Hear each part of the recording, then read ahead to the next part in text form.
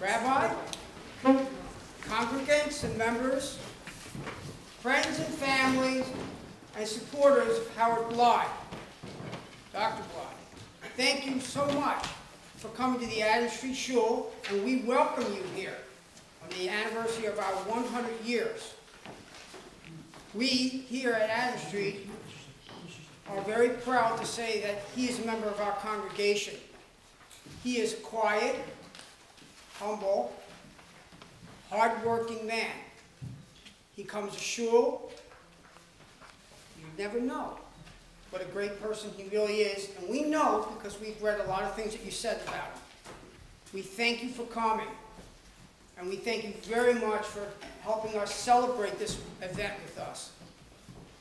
And without further ado, I'd like to introduce to you a very fabulous lady.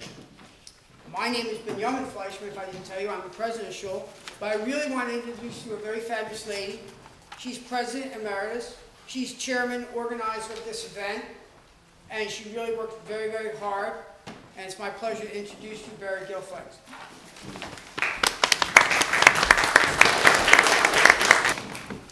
Thank you, Benyomin, and I extend my greetings also to each of you.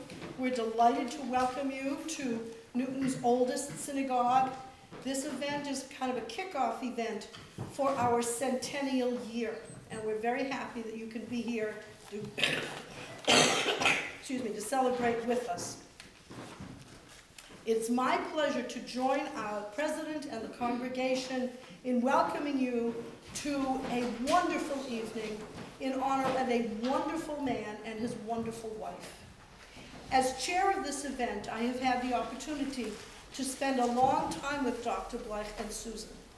His modesty and warmth are remarkable for a person of his accomplishments, and he and Susan made me feel so at home every time I invaded their domain with another set of questions, demands, and phone calls. I have enjoyed the work that I have done to honor Dr. Bleich because it has enabled me to get to know a man and a family of dignity, honor, charm, integrity, and important members of our congregation. None of that, of course, is news to his friends and family, but it was a delightful pleasure for me to meet him. Because I know you don't want to listen to too many speeches, we've arranged for some musical entertainment for you as well. When we first approached the Newton Swing Band, we thought, what a nice little local group, and we're looking forward to featuring this nice little local group in our synagogue and giving people the opportunity to hear them. What we didn't know when they accepted our invitation is the 3 members of their band are associated or have been associated with the Adams Street Shul already. They are Leonard Berman, Toby Geller, and Eddie Cohen. Leonard, a flutist, and Eddie Cohen, a drummer. And then it turns out that our guest of honor had just joined the Newton Swing Band also. So it's a special treat for us to welcome the Newton Swing Band, their musicians, even the ones who are not yet affiliated with the Adams Street Shul. Who knows, after today we may gain some new members of the band. We know you will enjoy their music. I want to point out to you that I am responsible for everything that has gone on today. I did not cook the food, but I did pick it up from the caterer. But I did produce the program, and I made a terrible mistake. I left off the name of the musical director and the keyboardist, Mr. Jim Barr. His name is not on the program. It is entirely my omission, and I apologize for it. But now I'm going to ask them to introduce themselves, and I hope you will enjoy the music.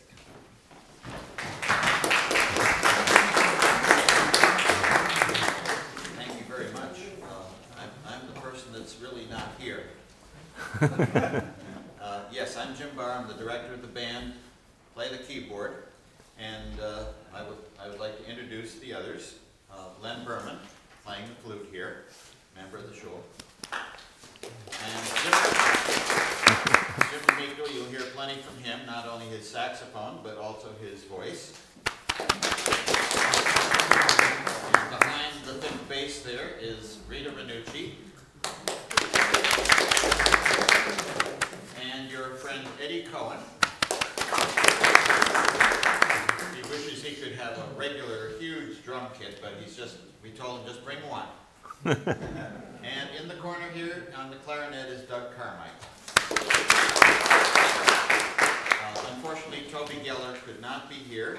I think she's already in New Jersey. She's going to be in New Jersey a few weeks. And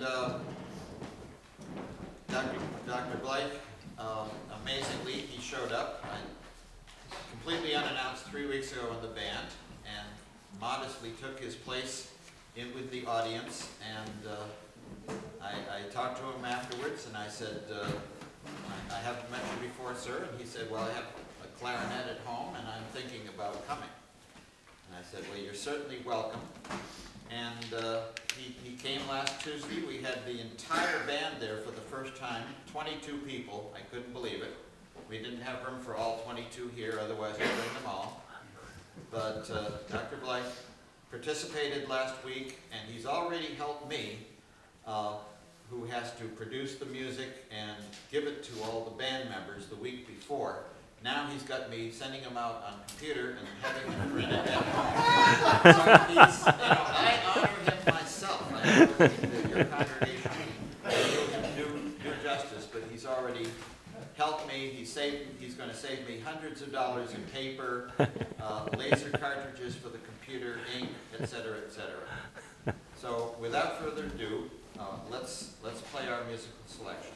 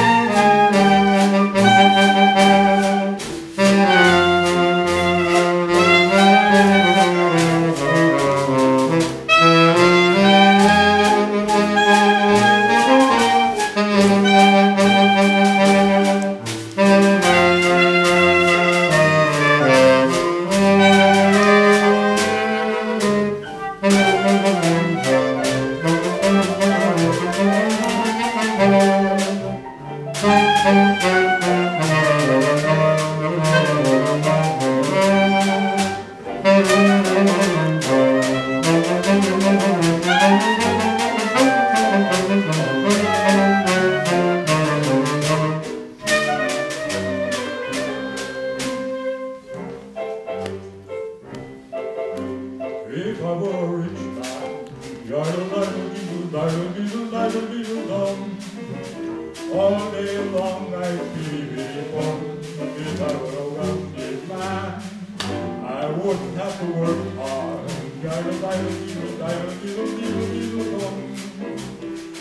I were a really rich, little man, I'd build a great big house with rooms by the dozen right in the middle of the town. A real tin roof and real wooden floors below. I have one great long staircase just going up, and one even longer going down, and one that's going nowhere just for show. So if I were a rich man, all day long I'd be home. If I were a wealthy man, didn't have to work hard. God who made the lion and the lamb, who decreed I must be what I am, would it spoil some vast eternal plan if I were a wealthy man?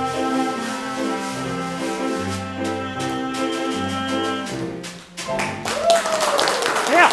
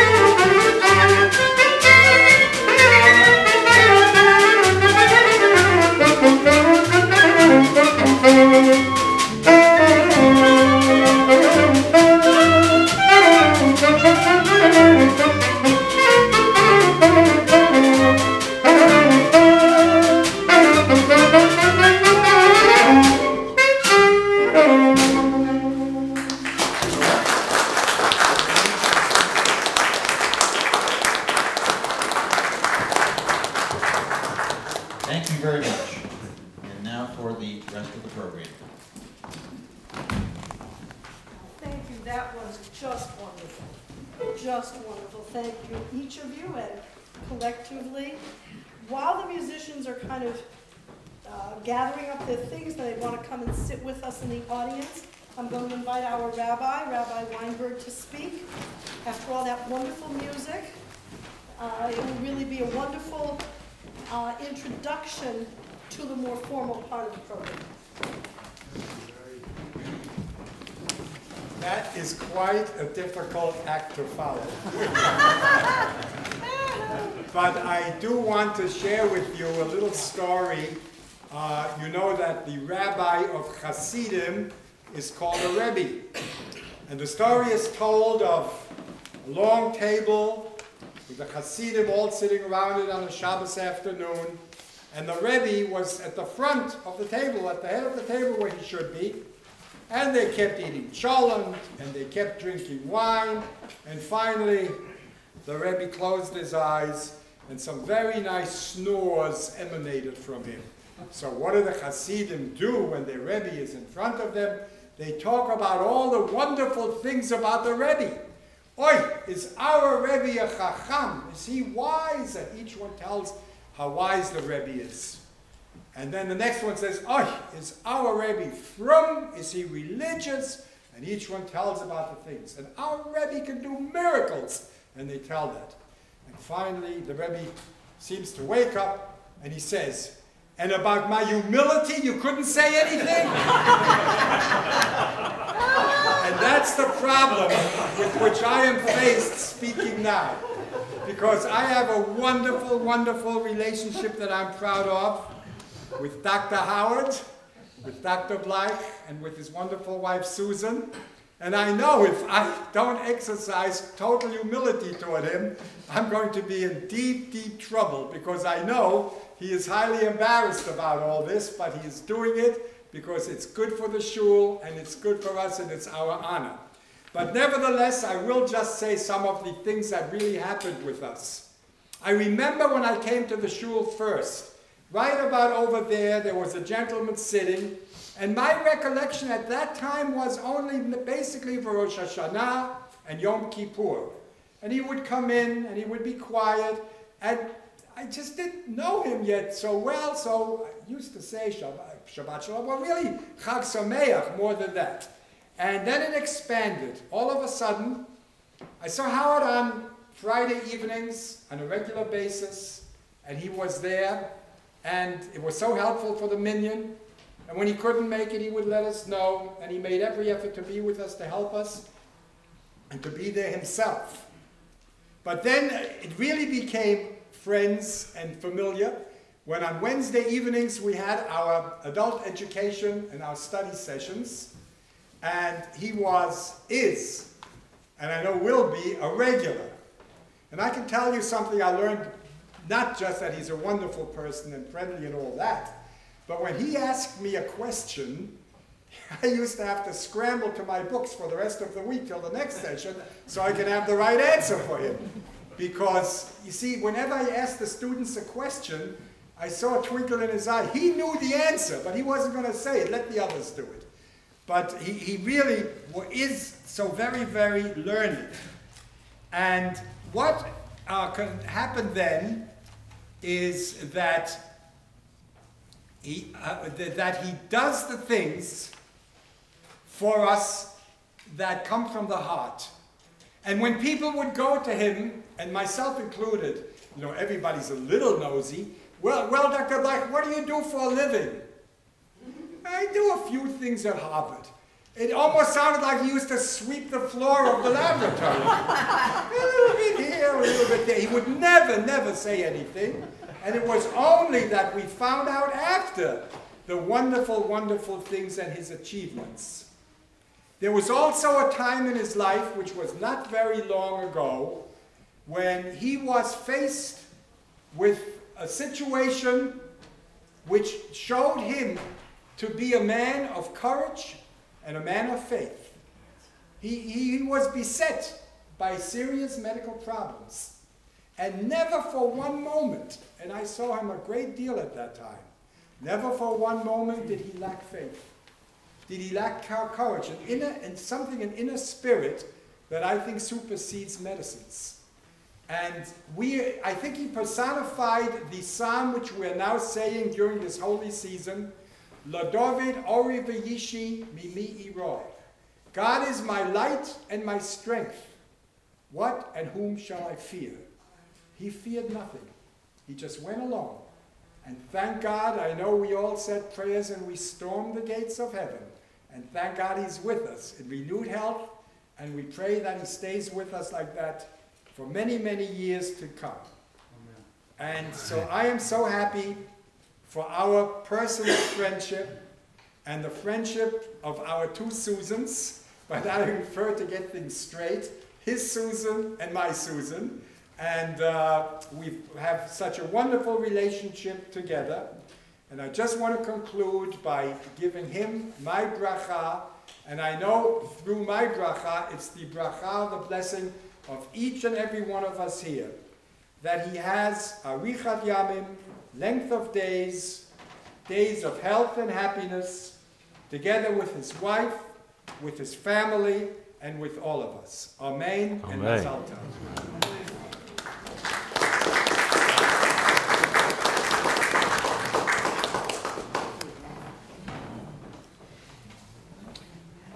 What more could Jewish parents want than to say, my son the doctor? Imagine if you could say, all three of my sons are doctors. That is the story of the Bleich brothers.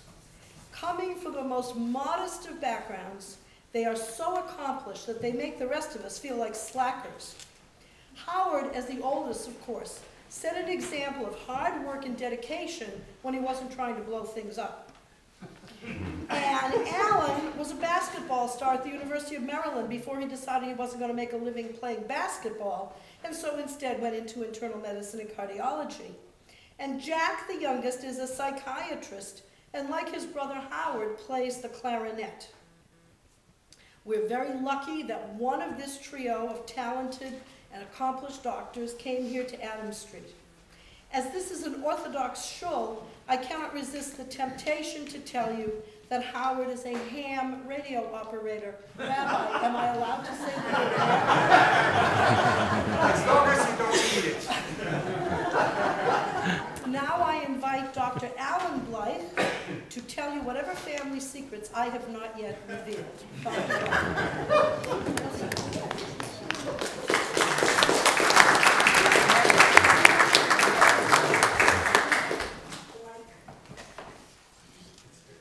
I was surprised that Howard asked me to speak today. I was thinking if I ever was honored for anything, I wouldn't want somebody who knew me that well.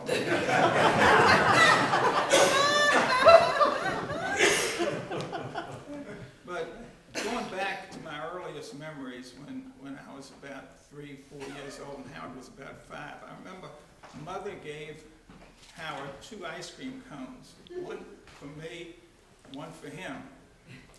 And when Howard was coming toward me, one of the ice cream dropped off the cone.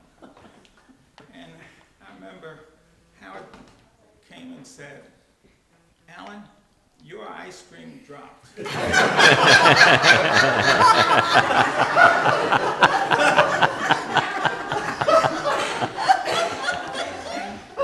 I was very impressed at that early age with how smart he was.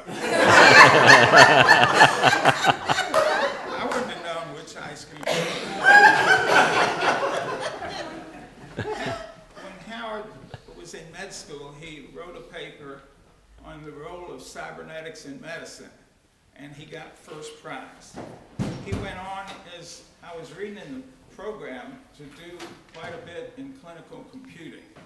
In 1967, I know they started this program where the computer had a dialogue with the doctors, and you could have the first program, or really it ended up with the computer advising on the medication for the patient, on the treatment for the patient. I was reading in the program, and all this is written up in great detail. And I know Howard and his colleagues were working on it. And it was a very good program where you would put information in. I remember using it, and you'd put information in. It may ask you questions: is the patient in congestive heart failure? And you'd answer yes or no, and then it would end up giving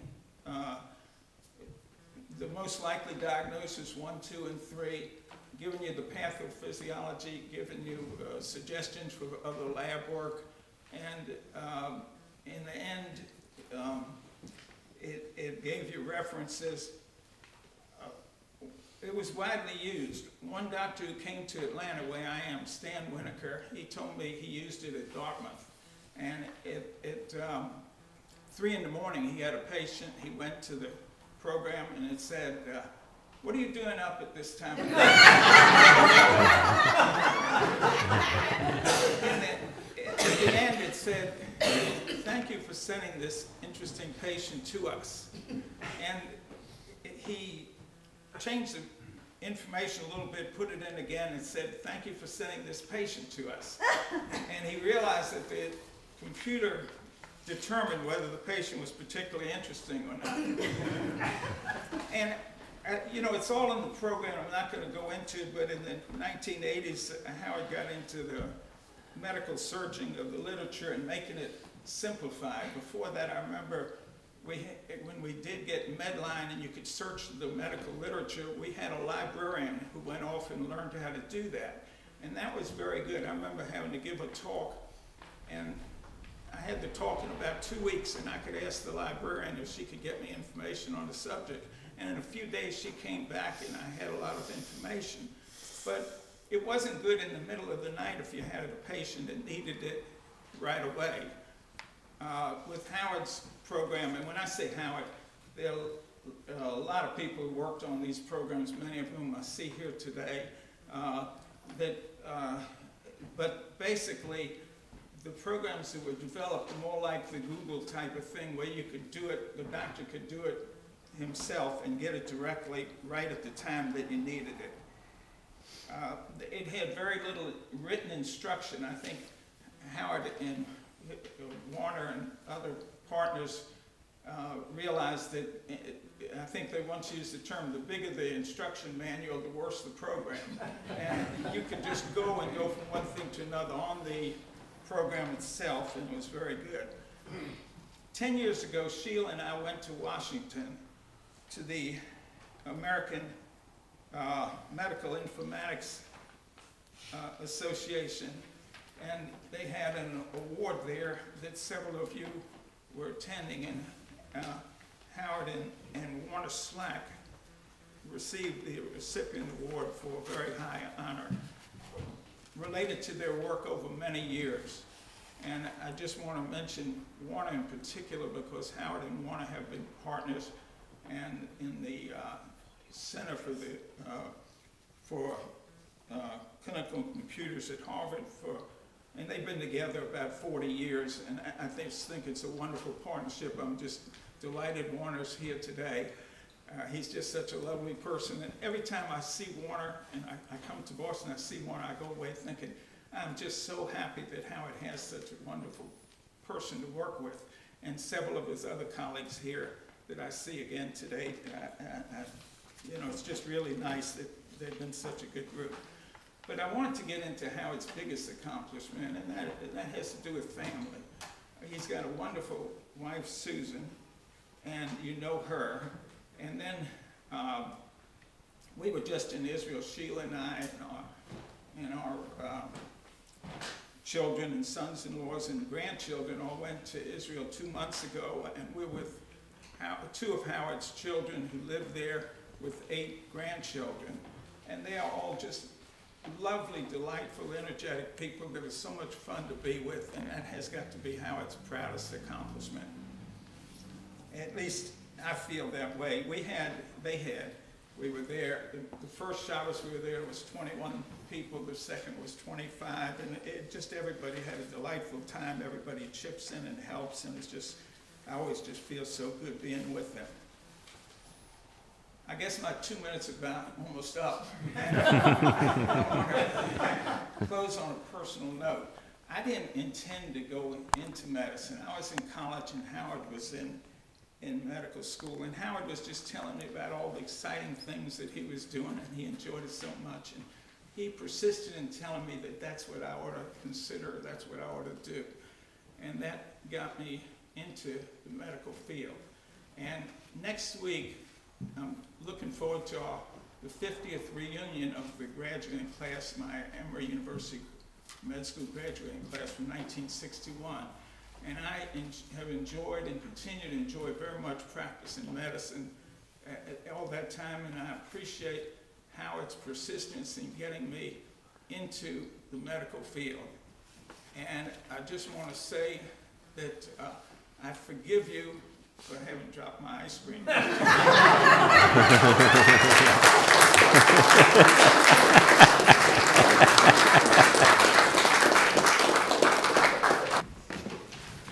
Dr. Bleich.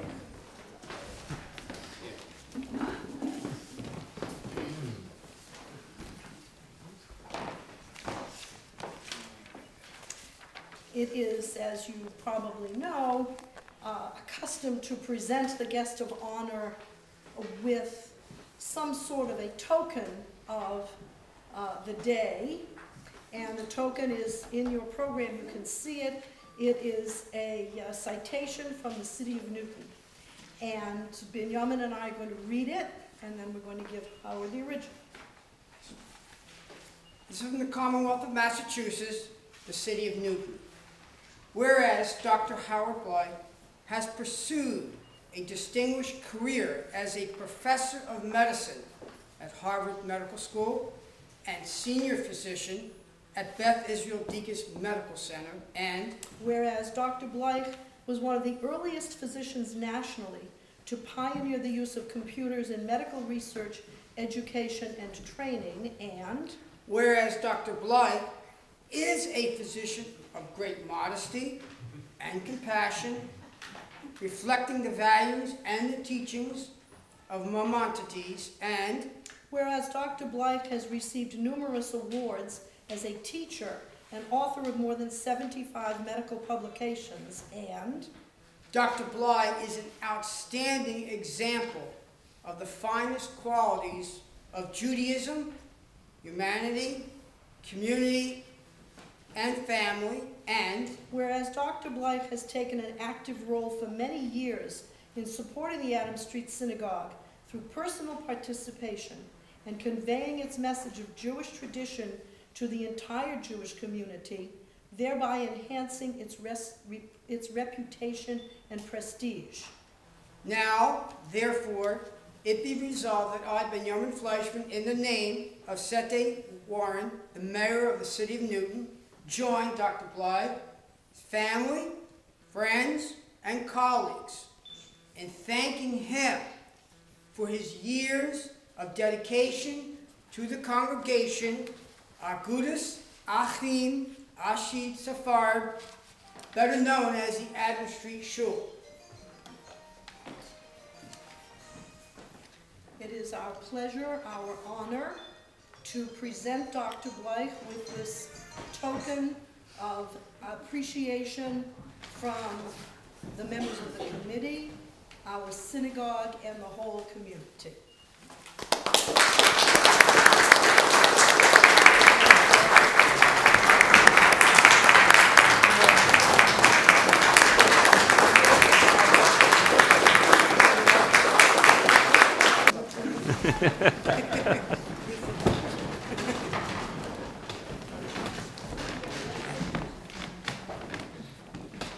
Rabbi Weinberg, Rabbi Dermani, I want to thank my brother Allan and his wife Sheila, who came here from Atlanta, my other brother Jack, who came from Atlanta, my colleague,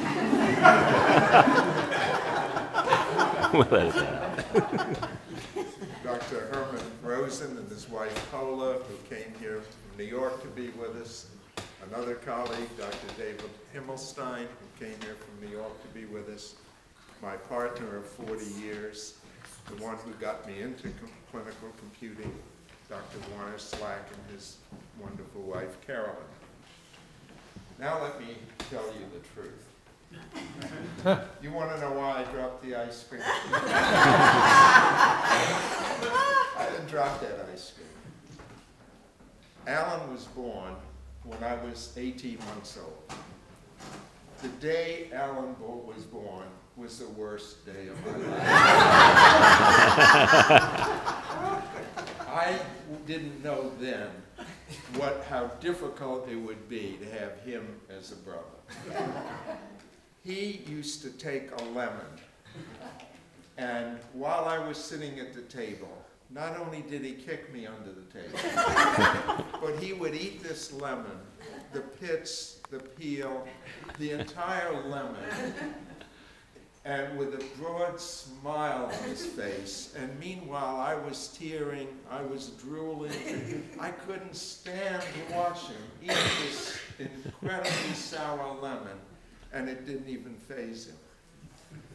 It was very soon in our lives before he became to be my size, and he was stronger than me. He got to stay up as late as me. Whenever there was a cake, it was divided equally. I didn't get any additional benefits from being older. And when our father bought us a set of boxing gloves, he promptly knocked me out. We played on the basketball team in college. I could not make a boys' club team. I was cut. I just wasn't any good at those things. And you want to know why our third brother became a psychiatrist? I spent so much time, $50 every session with the psychiatrist to try to deal with what it was like to be a brother of Allan, that our third brother realized this is a great field. I'm going to go into this.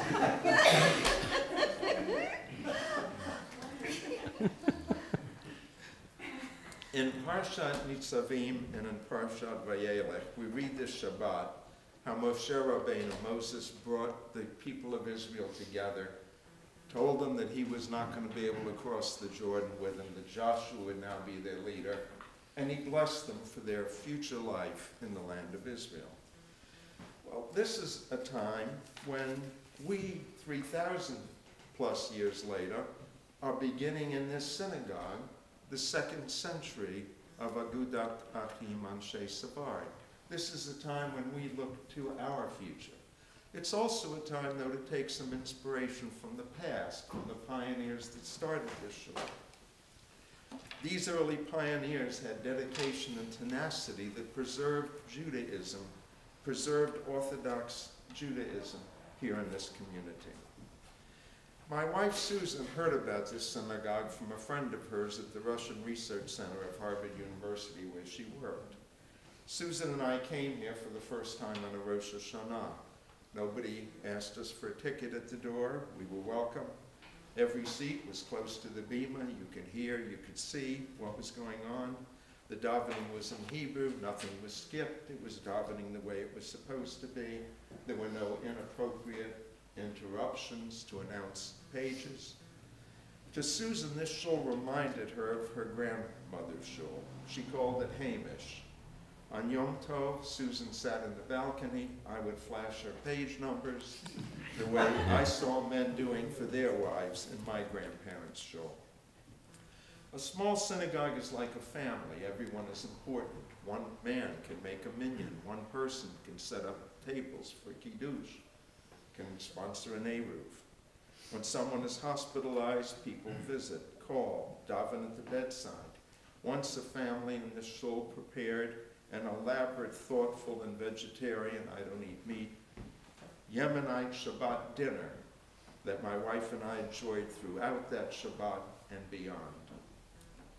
It's unforgettable. We're truly and ever grateful. The synagogue was founded by Jews from Eastern Europe who came to the United States between about 1880 and 1911. One of the founders was the shul's first president, Benyomin Gilfix, the grandfather of Beri Gilfix. Many of these immigrants, including Beri's grandfather, made their living pushing pushcarts, selling junk that they could collect off the street. My grandfather and Susan's grandfather, my wife's grandfather, also made their living selling junk on pushcarts, occasionally bananas or potatoes if they could get them, on the streets not here in Newton but in Manhattan. In time, some of these pushcarts evolved into stores like Schwartz's True Value Hardware, this big store just around the corner. By 1911, the Jews of Newton collected enough money to take out a mortgage and build this shul. Jordan Wagner gives a fascinating tour in which he explains why Eastern European Jews, Ashkenazim, would build the shul in Romanesque style with the name Agudat Achim Anshe Sephard. Jordan has agreed to give this tour, which takes about an hour this evening immediately after we have dessert downstairs. If your schedule permits, I highly recommend it. The construction of the shul began on August the 4th, 1912, some of it done by members themselves. The shul opened in December 15th of that same year. And when the shul was built, every member of the shul had his own seat, literally. The shul had no seats. You wanted to sit, you brought your own seat. There was no bima, there was no Aron Kodesh, there was no rabbi, no chazan, no gabbai, no Hebrew school, no adult education, no employees, a do-it-yourself shul. In time, the store owners left the neighborhood for Dorchester and Mattapan, and the poorer Jews, those still making a living on pushcarts, were left behind. And the shul fell on hard times. It lacked the money to heat the building. And so behind you, this walled-off area was built, and the men would huddle in there with a small space heater, a little window there so they could see what was going on, and that's how the shul continued. Eventually, the building fell into complete disuse. It remained that way for 30 years. The roof leaked, mildew on the ceiling. One man, Elman for whom the social hall downstairs is named, opened the shul every week, swept it out, and waited. When nobody came, he locked the door and went home. When Mr. Lippin passed away in 1986, a moment of truth had arrived. What were they going to do with this shul? One thought was to donate the ark to the American Jewish Historical Society, to level the building, to donate the land to the city of Newton for recreation. But Mr. Bert Grand, Saul Aronow, and Beri Gilfix thought it would be a good idea to preserve the building, even if there was no local Jewish community to use it. Equally important, two young families, Aryeh and Nakama Chezes, sitting back there. Mr. Lloyd Cohen and his late wife had the vision that the building could once again become a shul. Beri helped with publicity. They advertised that on the first Saturday of every month, there would be a minyan here in the shul on Saturday morning. From around the city, Jews began to come. Gradually, the first Saturday became the first two Saturdays. Friday evenings were added. In 1992, the shul went weekly. Russian Jews moved into the neighborhood. It was a neighborhood of immigrants, Italians, Irish, Jews, etc. When Susan and I first joined the shul, Jordan Wagner would announce the pages in Russian. Hebrew-Russian Sidurim were provided. In 1994, the building was renovated. Air conditioning, hot water, kitchen, larger bathrooms, some fresh paint. In 1999, the shul hired its first part-time rabbi, Rabbi Zalman Gierkow. In 2005, Rabbi Norbert Weinberg became our rabbi. His warm and cheerful presence, deep knowledge, and wonderful way with people helped bind many people, including my wife and I, to this shul. Every Wednesday, he gives the adult education class. It's for adults, but sometimes beautiful children as well. The shul is immeasurably enriched by Rav Avinoam Durrani and his family. When spoken by Yemenites, Hebrew is so pure.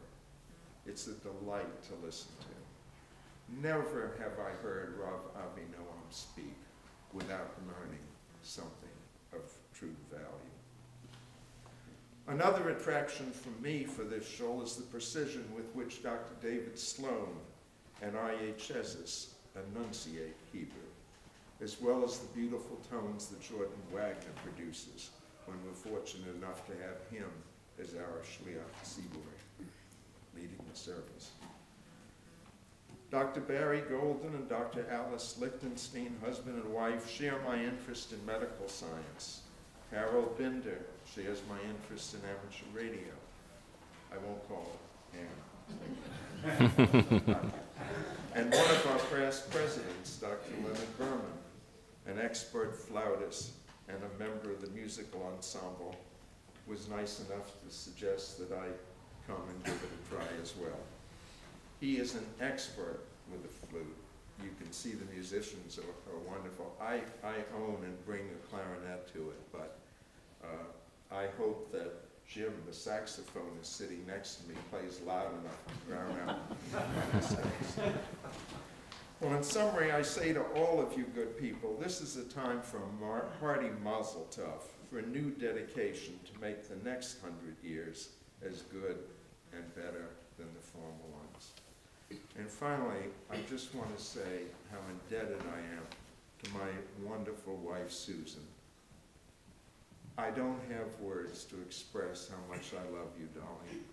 You mean so much to me. You've been there over and over again, every time I needed you. It just means so much to me. Thank you. I love you. You're the love of my life. And I just want to tell you how much I love you, darling.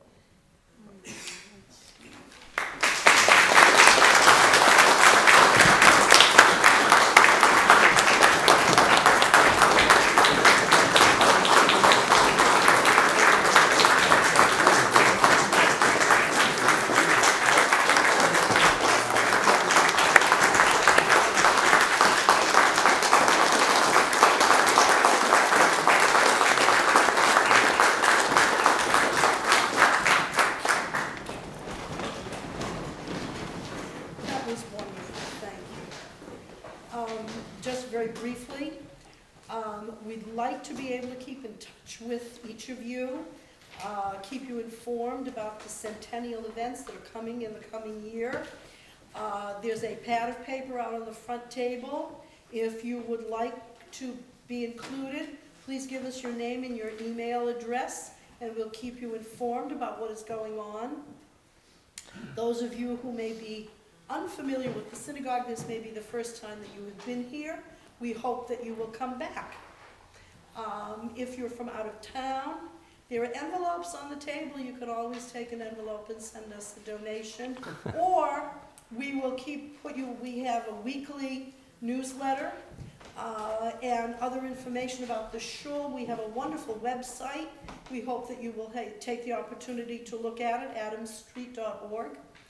Right now, I'm going to go downstairs and set up the dessert. We would like to daven mincha, yes, Rabbi? Okay, yeah. We'd like to I would say no to that.